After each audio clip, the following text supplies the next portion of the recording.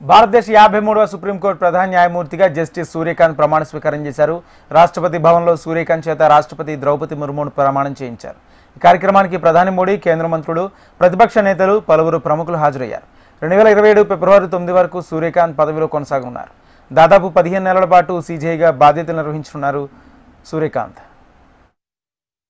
स्थापित भारत के संविधान के प्रति सच्ची श्रद्धा और निष्ठा रखूंगा। सच्ची श्रद्धा और निष्ठा रखूंगा। मैं भारत की प्रभुता और अखंडता अक्षुण्ण रखूंगा। मैं भारत की प्रभुता और अखंडता अक्षुण्ण रखूंगा तथा मैं सम्यक प्रकार से और श्रद्धापूर्वक तथा अपनी पूरी योग्यता, ज्ञान और विवेक से तथा मैं सम्यक प्रकार से और श्रद्धापूर्वक तथा अपनी पूरी योग्यता, ज्ञान और विवेक से अपने पद के कर्तव्यों का भय या पक्षपात, अनुराग या द्वेष के बिना पालन करूंगा। भय या पक्षपात, अनुराग या द्वेष के बिना पालन करूंगा तथा मैं संविधान और विधियों की मर्यादा बनाए रखूंगा। तथा मैं संविधान और विधियों की मर्यादा बनाए रखूंगा।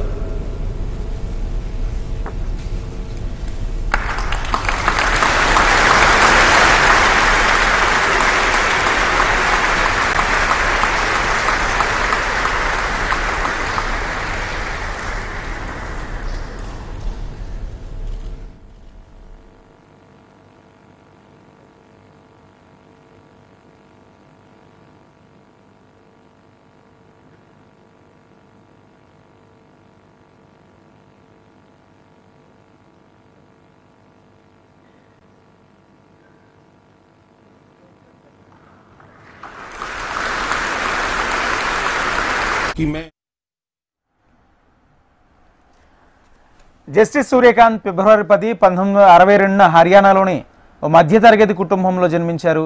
1984లో హిసార్లో తన న్యాయవాది ప్రయాణాన్ని ప్రారంభించారు. పంజాబ్, హర్యానా హైకోర్టులో ప్రాక్టీస్ చేయడానికి చండీగఢ్కు వెళ్లారు. జూలై 2000లో హర్యానాకు అతి పిన్న వయస్కుడైన అడ్వకేట్ జనరల్గా నియమితులయ్యారు. 2001లో సీనియర్ న్యాయవాదిగా బాధ్యతలు చేపట్టారు. జనవరి 9, 2004లో పంజాబ్, హర్యానా హైకోర్టు శాశ్వత న్యాయమూర్తిగా పదోన్నతి పొందారు. తద్వారా అక్టోబర్ 2018 నుంచి మే 24, 2019న సుప్రీంకోర్టుకు పదోన్నతి పొందే వరకు హిమాచల్ ప్రదేశ్ హైకోర్టు ప్రధాన న్యాయమూర్తిగా పనిచేశారు. నవంబర్ 2024 నుంచి సుప్రీంకోర్టు న్యాయ సేవల కమిటీ చైర్మన్గా